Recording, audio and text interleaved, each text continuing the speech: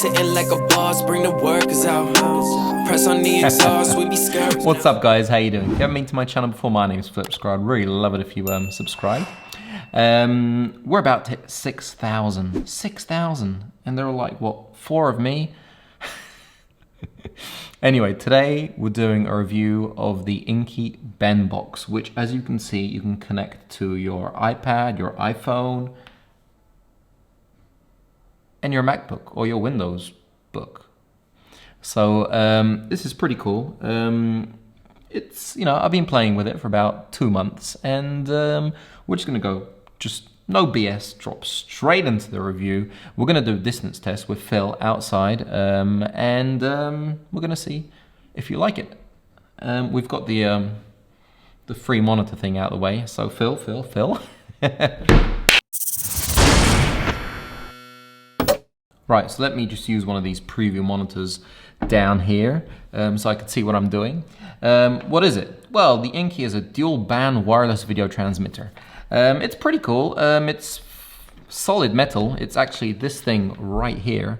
I gotta tell you, I've really come to like it. I mean, everything. The cold shoe here is metal. You have a USB-C right here. As you can see, the antenna is built in, so that is pretty cool. On one side you have a full HDMI port, on the other side you have a full USB port, and you can keep this guy going with a power bank, so that's really awesome. At the front you have your battery status lights. You have a Wi-Fi status light, and you have the on-off button, which is right here. If you press it once and press and hold it, it will turn it off, and the same thing to turn it off. Now, this is a really small device with a heatsink built into the back. In the box, you get a few cables, which is actually pretty cool, and actually is a little bit different to the other video transmitters. You have like cables for your Panasonic, your Canon, multi-USB, micro USB, and what else? Type-C. So the cool thing about this is that you can actually plug it in to your camera. If you have a Sony, unfortunately, all you can do is press record, stop, and take photos. But if you have a Panasonic, for example, I think Canon as well, you can actually change your ISO, your f-stop, and your shutter speed, which is really awesome, all through an app, being able to see exactly what you're filming. The thing is that I've done a few tests with it over the last 2 months, and the lag,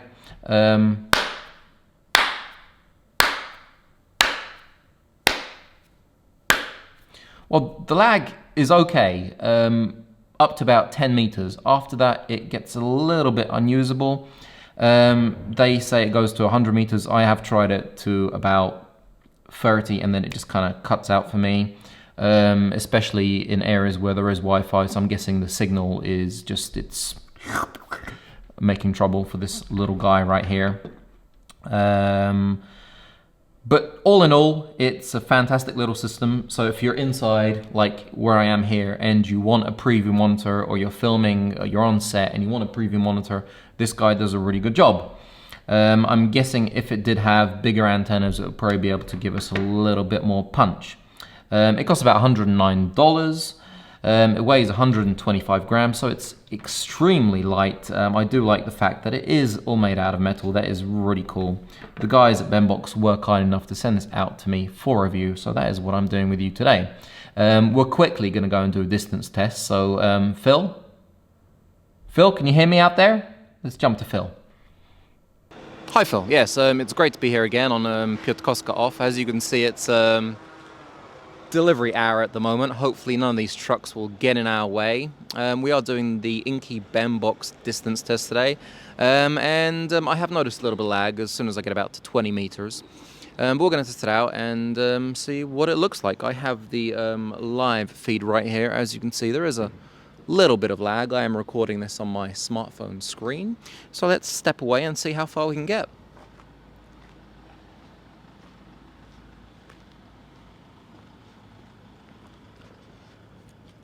So I would call this about 10 meters away. and it seems pretty good. It's usable. Let's try another 10 meters.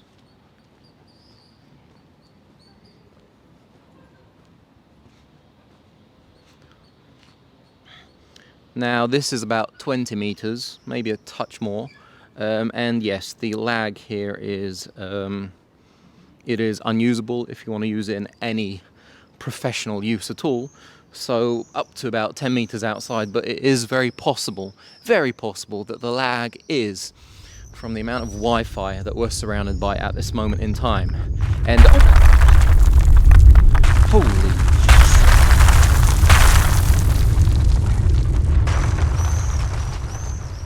whoa, did you guys just see that? That is insane. Oh my. Okay, Piotrkoskov is getting a little bit unstable. Let's get out of here.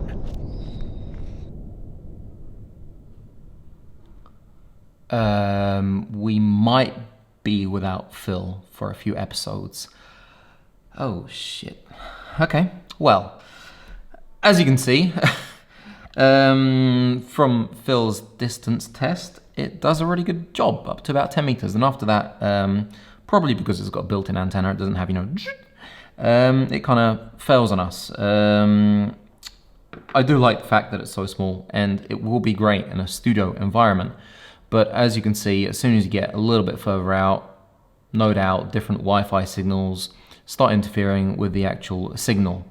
Now, the apps are great. You can download it for your Google phone or whatever you guys have. I have an iPad and iPhone, and it works really, really simply. You have to first connect to the Wi-Fi network in your settings. Then you can go into the actual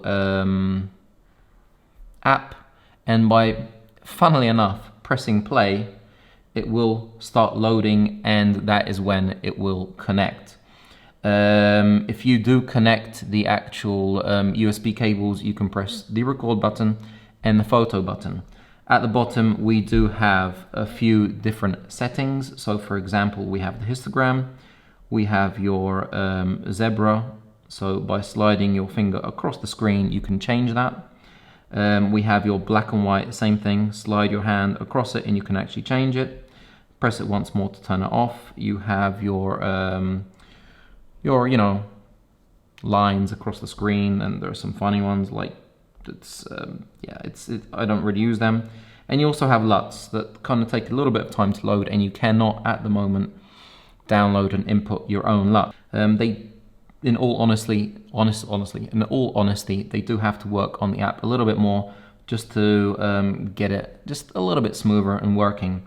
ROM is your firmware. Video is 720 or 1080, and about is just literally about the app, and that is it. That is all you get in here.